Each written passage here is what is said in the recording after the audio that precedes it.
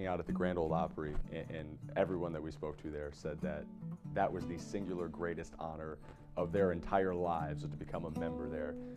What do you remember about when you became a member at the Opry? Well, I remember that I was asked to be a member by Ricky Skaggs, but the guy who really was my cheerleader at the Opry was a guy named Porter Wagner, who's since passed. Porter, every single time you'd ever see him perform, wore suits that had, wagon wheels covered in rhinestones. He was very flashy. He'd open his jacket and it said thanks. He was really cool. He was really cool.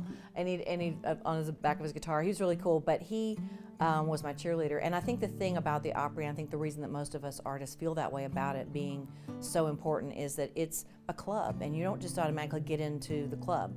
The past Opry members have to decide that you understand enough about the history of country music to be there, and so it's a great honor for them to say, we think you get it.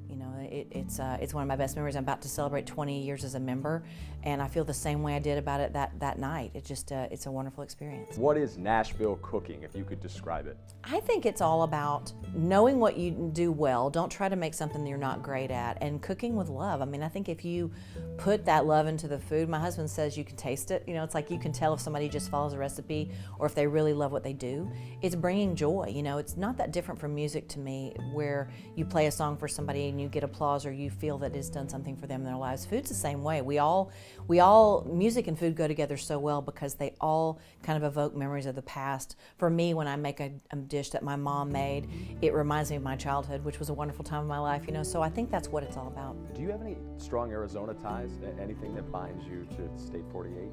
Well, my musical hero, Linda Ronstadt, is from Tucson. And so the first time that I, as a teenager, really just, I'm embarrassed with as much Linda Ronstadt knowledge as I have, but I learned everything about that area because of her, because I was like, and the first time I visited Tucson, I'm like, Linda Ronstadt lived here, so that was my first tie. And I've played many cities there. Was Sinatra always an inspiration to you, or is it? My mom was born in '37, and so what we would do as kids was she'd get home from school, she taught school, and we would watch movies and musicals, and I love that music. I've just always been fascinated by it. So, nobody, even you think about cool in that era, you think of Frank. We were just laughing at the Opry yesterday. We saw adjacent to one of the dressing rooms is a Jack White poster, and we were talking about actually his vinyl pressing plant in Detroit, and it's like he bought it as kind of a pet project just to do, and now it's actually like generating revenue because, as you said, vinyl is back. Does that feel like you're connecting to like an old medium by pressing something in vinyl? Is there something, a mystique, a je ne sais quoi about like having a vinyl physical record in your hands? There is a warmth to vinyl that you lose. There are also, when you press vinyl and you realize there's all these rules about vinyl after a certain amount of songs, there's no time limit on a CD. On vinyl, if you go past a certain time, you start to lose the quality of the vinyl. So I understand why we moved from vinyl to a different medium, but at the same time, there is something there that you just don't get otherwise. And what I think is really cool is that the younger generation, my kids in their 20s, are buying vinyl. So it's actually, you're almost making this throwback stuff for a younger audience. We pressed all of ours out of a pressing plant in Salina, Kansas, and there aren't very many left. So I'm happy that Jack bought a place, because we really need more. They're just, and now that vinyl is becoming a thing, I mean, you better get on the list. If you're gonna, it takes you at least 6 to 8 months to be on the list to get your vinyl pressed. So it's a thing.